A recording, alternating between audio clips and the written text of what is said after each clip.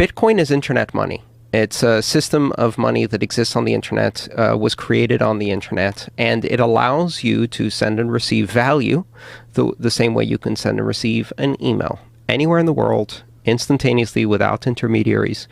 And that's kind of what you see at first glance. Behind that, it's a whole platform. It is, as the title of the book says, the Internet of Money. It is a set of protocols that allow you to basically exchange value with other people. But you can do a lot more with it than just that. Most people will use it as a currency. It's basically money that you can transmit from your smartphone to somebody else's smartphone directly, just like cash, but electronic.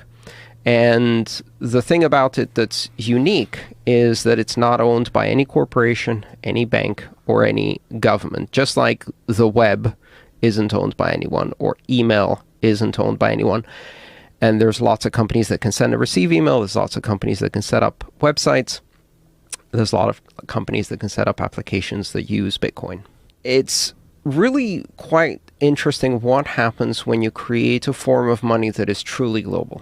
We really don't have forms of money that are truly global. If you even with your very advanced banking system and your access to all of the technology that you have in the American banking system, if you try to send money to some countries, it's almost impossible to do. And I experience this every time I get paid in Bitcoin. I'll go into a conference in Europe, and I'll do one conference with a banking industry and one conference with the Bitcoin community. And the little Bitcoin conference is going to be free to attend. And I don't make any money, but they sometimes cover some of my expenses.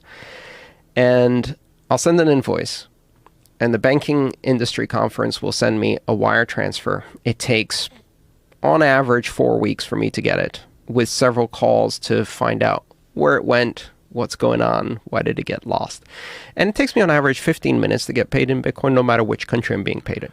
This is a cynic in me. Is this because when they take the money and they're transferring it, they're moving it around, and now it's sitting in banks. When banks have money, if they have your money, even if it's just for a few weeks, they have the opportunity to use that money to make more money. Are they doing that? It certainly doesn't. It doesn't hurt to keep it a bit longer. They're doing it primarily because the system has a series of intermediaries, and each of those intermediaries represent a risk. If one of those intermediaries says, I have the money for Mr. Antonopoulos' wire, and you give that money to Antonopoulos, but the intermediary doesn't give it to you, you're out of money, right? So there's risk. With every intermediary you put in, there's risk, and that's called counterparty risk.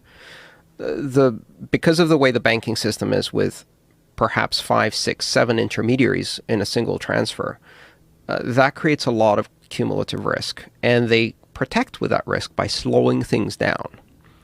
And that risk doesn't exist in Bitcoin because it's from one party directly to another. No counterparties. That's one of the core principles. The funny thing, I had this conversation with my bank. I said I had done this conference in Germany, Frankfurt, at the headquarters of the Bundesbank. Now, for those of your viewers or listeners who don't know, the Bundesbank is the federal bank of Germany.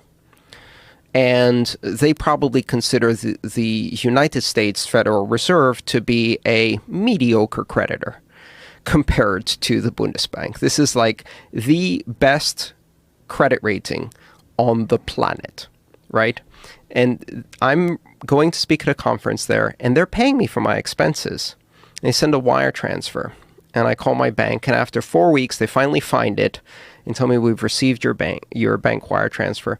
We're going to hold it because of the risk profile. I'm like, I don't understand. Well, you haven't been paid by this particular payer before, so we're going to put a hold on it. I said, you do know this is the Bundesbank, right?